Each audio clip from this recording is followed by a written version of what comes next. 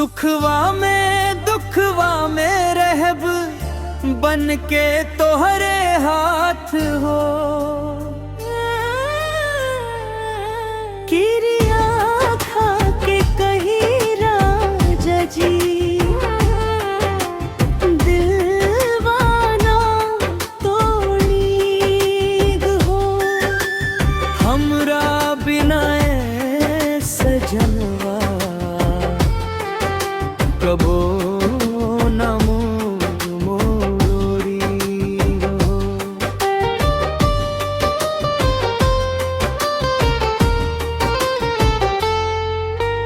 जब से देखनी तोहरा के नींदिया उड़ गईल हो।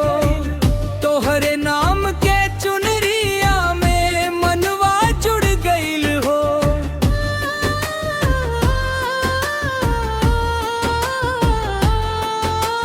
चांद सितारा लागे फीका तोहरे आगे जाऊं। रोज रोज मांगे दिलवा तोहरे प्यार के दाम। केरिया खा के कही राजा जी रहबू हमार हो। जन्म जन्म के बंधन में लिखल बा प्यार हो। मुखड़ा किरिया खा के कही राजा जी कबो न छोड़ब साथ हो। सुखवा में दुखवा में रहब बन के तोहरे हाथ हो।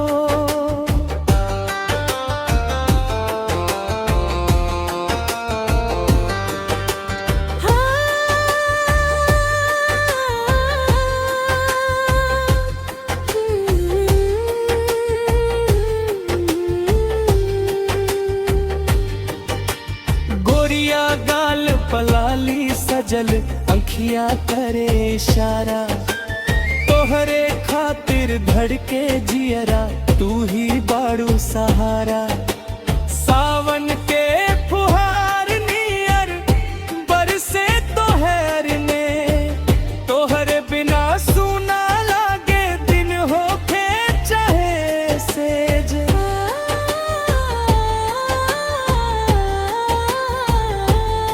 किरिया खा के कही राजा जी अखी प्यार बचा के। टूटे नाई दूर कभी रख दिल से लगा के। अंतरा थे ना गाँव के गली बगिया पोखरा सब गावे तोहर नाम। जहवा जहवा नजर घुमाई दिखे तोहर धाम। रुपया पैसा ना चाही हमके ना चाही धन दौलत। बस तोहार साथ मिल जाव इहे सबसे नेमत। किरिया खा के कही राजा जी न करब बेवफाई। तोहरे संग हंसते गावत कट जाई जिंदगानी। किरिया खा के कही राजा जी कबो न छोड़ब साथ हो। सुखवा